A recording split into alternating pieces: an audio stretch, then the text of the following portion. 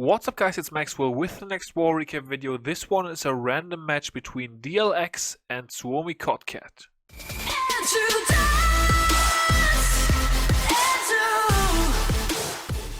Jumping right into the war, we can see that Dark Looters X came away with a very nice victory, 111 to 109. The CWL Premier Clan taking down the next CWL Invite Clan, so very nicely done on that. The breakdown was pretty much even. DLX had one more Tunnel 10, but other than that, it was the same. And we're gonna kick things off today at number 25. I just took a look at my sheet right here, guys, but now we are good to go. Well, actually, I wanted to... I think I want to include another attack, but we are just gonna kick things off right here with Philip coming in with the Town Hall 9 action. Oh yeah, no, I remember. I wanted to include another dragon attack on a lower base, but I think I already had that in another recap, so I guess Suomi just used a base that was in a recap already and the plan was copied. I noticed that after a couple of seconds of watching the replay, so yeah. No point in putting that in again, but yeah, there was a nice dragon raid. I don't remember who did that, but yeah, we definitely had another nice 9 versus 9 dragon triple. Anyways, Philip is moving in right here. Funnel looking very good. Used the queen to funnel on that one side. She is actually going to walk around the outside for this one. So yeah, that's not too good, but the clan castle is poisonable, so double poison going down for baby dragon and all those little air troops. And yeah, that's gonna deal with that. The wizards are doing work, the bowler, the golem is doing work, the king is doing work. Wizards take out another air defense, and that's all he needed. Obviously wanted to have queen in there to make it a little bit easier, but the queen ended up suiciding herself around the outside, so improvisation right here with the Laloon. And he's gonna start things off on those Teslas. There goes the haste spell. The lava hound is getting a little bit far in front, but the haste spell brings the balloons back. There goes the second lava hound onto that air defense in the 3 o'clock corner. Balloons now moving in nicely onto those air defenses. Gonna be taking those out, no worries at all. There they go, got all of that good stuff down. Moving on to the expo, nice spread right here. Not pathing around the expo, but straight into it. Now guys, it's time for the OP heal spell of the raid. It's gonna come any moment. I watched this raid before, so there we go. Boom, take a look at that heal spell value, guys. 2 wizard towers in there and the balloons are all getting healed back up. That's gonna be the triple for this one. Nicely done to Philip. We are gonna back out, as I already mentioned in the last recap video. I'm not gonna watch the cleanup with you guys every time. It's just taking too long.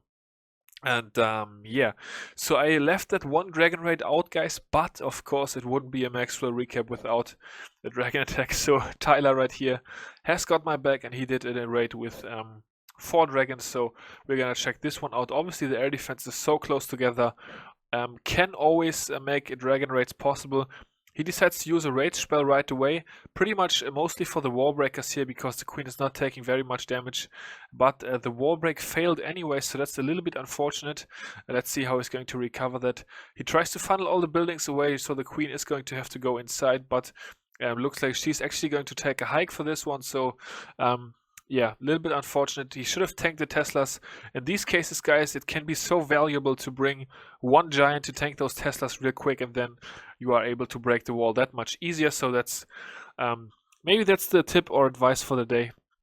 I actually did my war attacks on my Channel 9 earlier this morning at a 6-pack. So, by the way, one of those attacks was a queen charge with a tank giant for the wall breaker. So that's probably why I had that in mind. Anyways, queen is going to do work, take out some wizard towers and that stuff at the bottom here. Doesn't really matter for the dragon attack. He's starting to create the funnel over here with minions, obviously for his dragons. Gonna need a rage spell at the bottom. Gonna use a poison spell as well. Expo, sweeper, and the king combination is a little bit lethal for his queen. So he's gonna use all those spells down there. And yeah, then he's moving in with the level 7 balloons from a clan castle. Lost a couple already. Gonna lose a couple more to those black bombs, but then the air defense is finally down. Probably meant to drop that rage spell a little bit further up towards the dragons. He's gonna have to worry about the queen now, but luckily a couple of dragons are actually only 2 dragons now. Swinging in towards the middle, they're gonna take down queen, no problemo whatsoever. Queen not putting out enough damage. There goes another rage spell. And that baby dragon really nicely. The queen taking the expo, baby dragon taking it down. I think there was a red bomb or something in front of that, but baby dragon able to survive it, and we are not gonna have very much cleanup to watch, so we can stay all the way to the end. Nice job by Tyler, swag queen ability as well. Very nicely done on number 24. That's gonna move us on up to our last Tunnel 9 raid for today, guys. It's going to come on number 19 by Night Meow. And we've got, this time, an intended Suicide Queen. So there he goes with, I think this was a fresh hit, by the way, or he probably wouldn't have placed the Queen that far into the Tesla farm. I'm not sure, though. Gets 2 Teslas out of the way. That's, of course, going to be nice for his Hawks later in the raid, because this clan castle has a Lava Hound. So, yeah, well, of course it wasn't a fresh hit, because he wouldn't have known about the Lava Hound, and he definitely would not have suicided his Queen with this attack strategy. So this was most likely a cleanup, I want to say, but he, I guess, well, no idea why he placed. I think he could have gotten a little bit more value out of the Queen, placing her a little bit further away from the Tesla farm, but that was what sort of confused me there. But anyways, he did it that way, and it worked out for the 3-star. So yeah, just nuances, guys. But yeah, there comes the Lava Hound. And you will see that this one wizard that steps inside actually is going to pop the Lava Hound later in the raid. So whenever you do this with suiciding the Queen and not having her move into the middle with the kill squad to have the Lava Hound stay alive, it's obviously ideal if you don't have any wizards in there either, because those can pop the Lava Hound. But in this case, the one wizard headed in with the kill squad and actually popped the Lava Hound. So that's going to be a little bit of a hurdle later in the raid, but he's going to be able to venture through it anyways. Kill squad doing massive work. Take a look at how much the kill squad got done, guys. Very nice kill squad right here by Night Meow. Very well done. And yeah, now taking down that tank cannon with one hawk. I love seeing that. One hawk rider taking out an entire cannon. And he's moving in with some more hawks towards the bottom. At this point in time, the Lava Hound is gonna pop, so that's gonna be a little bit of a worry. But the wizard actually sort of ruined it. I said it, by popping the Lava Hound that was not meant to pop. But the wizard's actually gonna recover it as well, because the king is going to tank all those lava pups, and those 2 wizards down here are gonna be able to take down those lava pups. So let's go ahead and watch that. And once that's done, we are gonna piece out of this raid. So King busts his way through the wall, tanks the lava pups, and there we go. Take a look. Wizzy's taking him down. This cleanup from that point on, so nicely done to Night Meow. That moves us on to the first 10v10 we had, or they had 2 10v10s this war. So both of those coming on lowish bases, but still the 10v10 is a 10v10, of course, and you gotta get those 2 in wars most of the time. And Mr. Carter is gonna do it on Topsy of Suomi Kotkat here. Take that base down. Bowler's doing some funneling early. I think he got 1 mortar, 2 mortars out of the way already. And that's probably gonna be good for loon pathing. Oh no, he of course needed to do that to get those 2 air defenses out of the way. So very creative on that. Gets them out. Nice job on the scouting. And then we have Suicide Heroes for, looks like, couple Wizzy Towers, couple Arch Towers maybe. King is gonna die. The Lava Hound is out of the clan castle, so at this point in time you have to debate not popping the Queen ability, because that would be, wow, the King almost got Queen out of the way. Good job to the King there, busting through the wall. But now the Lava Hound is onto the Queen. He already used his Queen ability, though, so the Queen is fortunately going to die before the Lava Hound dies. In he goes with the Loon. Nice and spammy deployment. Somehow I love spammy Loon attacks. Maybe that's because I execute them all the time as well, with my 11, of course. But yeah, the Loon's moving in, taking out those defenses very quickly. We've got 2 level 2 Infernos. Those are not the biggest worry in the world. And take a look, Illuminati confirmed the triple rage inside the middle of the base. He's got a heal spell right after those Infernos. Nice job, a lot of backhand loons as well. This base is absolutely smashed.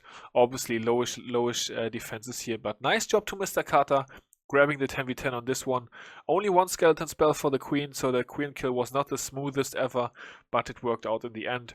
So great job there. That's going to be that one.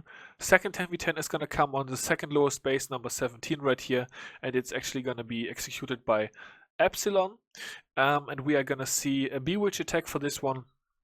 This base sort of favoring the Bowitch. Moves in with the 2 golems right away. There go the bowlers. They're going to funnel the cannon through the town hall. That's good. A couple more bowlers over here. Actually, a few too many bowlers to get that archer tower with the bowler bounce, but yeah, whatever. He just went in and went for it. We've got a nice amount of troops walking around the outside on both sides. That's of course very important for successful Bowitch attacks. You really want to have a couple of troops walking around the outside to be able to clear those nicely and yeah, sort of have everything moving through at the same time. King is gonna smack down enemy queen. He's gonna trigger the giant bomb as well, so the bowlers can all stay nice and healthy away from the giant bomb. Everything is going crazy inside the core. There goes the second jump spell. He had one entry jump and another jump to lead towards the second Inferno Tower. There goes another rage spell. He still has a heal in the back. The heal is not really gonna do too much now because the second Inferno Tower is still standing, so he's gonna save it for a little bit, use it a little bit later, probably once the king gets the Inferno down. There it goes well. Actually, I think that heal spell only caught one bowler that was being ripped by lava pups anyway, so I'm gonna call it the semi-swag heal for this one. And yeah, Epsilon taking this base down with 4 spells, so nice job on that. We are gonna speed through the rest. Obviously, a couple of defenses still standing, but yeah, you know it's a foregone conclusion with the Bowitch attack. It is so strong, it has such a longevity that yeah, an archer tower and a wizard tower are not really gonna be able to withstand 4 witches, a bowler, and the queen. The queen is actually gonna take out the last splash defending building in the wizard tower, and that's going to wrap it up for this base. Nice job to Epsilon. So DLX had 2 10v10s. SK actually had 3, so they had 1 more, but more on the stats later in the war. We are gonna check out 2 more hits. Those are gonna come on number 4. Both sides had 4 Town Hall 11s, guys. This one was the lowest Town Hall 11, and we have Red Roach Socks, aka Nick, coming in. Nick, a new member of the clan, and absolutely did some work. Grabbed a couple of 2 stars on Town Hall 11s this war. I saw that. So nice job to him. He is going to take down the laboratory, the mortar over here, and then he's got the Rage Gobo at 6 o'clock doing some work for the funneling. The bowler trick over at the top was only for percentage, I guess. Rage Gobo also in full effect at 3 o'clock, and then we have another golem moving in towards the middle along with Queen. Queen is going to take part in the funneling a little bit, and then we are going to have a jump, an earthquake, a heal, and a rage left to grab the town hall. In this case 32%, so the percentage is looking decent at this point in time. Lava Hound is out, so the Queen is going to be slowed down quite a bit. Places the earthquake right there to weaken both those expos, as well as the town hall, of course. King is gonna move in. There goes the heal spell in front of the Inferno Tower, so the bowlers can actually benefit from the heal spell. King is in the middle. He's gonna take a swipe at the town hall. Couple Valkyries in there as well, so creative use of those Valkyries just for some extra DPS inside the core of the space. He's at 47%, he still has 2 baby dragons. He just used a minion somewhere, I kind of missed it. But there he goes. Oh, the baby dragon gets the black bomb right away. Use another baby dragon, gets the builder hut, gets the barracks. And the queen is going to get the gold storage, and that's going to be 50%. And yeah, so pretty close on this one. What did he do with his archers? Did he get another percent, or was this one just a 50? It was just a 50, so very close. Too close for comfort, but got it done. And then the attack on number 1 is gonna be in this recap as well. We've got Tom coming in on the green goblin of Suomi Kotkat. And he's got 3 golems, he's got 15 bowlers, and 2 hawks actually. So let's see where he's gonna use those. Tom gonna kick things off with the baby dragon. That lone archer tower, wow, I would have expected a black bomb on that archer tower. But the green goblin didn't use one, so he was able to take that out pretty cheap with the baby dragon. We've got the golem bowler funnel on the other side of the base, taking down that archer tower over there. Well, actually, it's still standing. He placed a couple bowlers too many, I guess.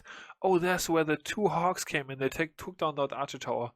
So maybe this was a cleanup attack. I don't remember how many hits they used on number 1, but I think they used a couple, so those hawks were maybe maybe an adjustment from a previous attack. I'm not sure. I don't want to talk bullshit here, but it kind of looked like that was sort of a cleanup there. Anyways, he's got the jump spell. He's got the poison down already for the loon. Okay, very early poison spell. Queen is in the middle. Although the lava hound is in the clan castle, he's going to have queen in the core. Take a look. The bowlers already bowled down the town hall. He's at 45%. He has 3 baby dragons in the back. There goes the first one at 9 o'clock. Gets the army camp, gonna get the elixir collector as well.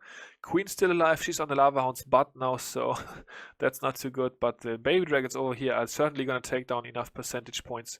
For the 2-star, Queen still has her ability, and there it goes. Very late Queen ability. Nice job on that. Queen is going to get another air defense. That's going to be 56%, and that's also going to wrap it up. 57 actually, excuse me. That's going to wrap it up for this attack right here, and also for the attacks in this recap, guys. As far as the stats go, 11 versus 11. DLX had 1 attempt and failed. Suomi Kotkat had 3 attempts, 11 versus 11, and did not pull off a 3-star either, but I think those were more 2-star attempts, I'm not sure. 11 versus 10, DLX perfect for dips, 7 out of 7. Suomi Kotkat also perfect out of dips, 5 for 5. Obviously went 11 versus 11 a couple more times. 10 versus 10, 2 to 3. So Suomi with 1 more 10 versus 10, well done on that. And 10 versus 11, DLX used 9 attacks to get the 4 tunnel 11s out of the way. Suomi Kotkat used 15 attacks to get the 4 tunnel 11s out of the way, but obviously that still includes, that already includes the tunnel 11 hits on 11s as well. So, yeah, guys, that's gonna wrap it up for this recap. Once again, congratulations to DLX. Huge performance, very nice job. Taking down another CWL invite team. And yeah, Suomi Kotkat, thank you for the war, guys. Pleasure as always. That's gonna wrap it up for this recap, guys. I hope you enjoyed the video. Until the next one, I will see you all later. Peace out.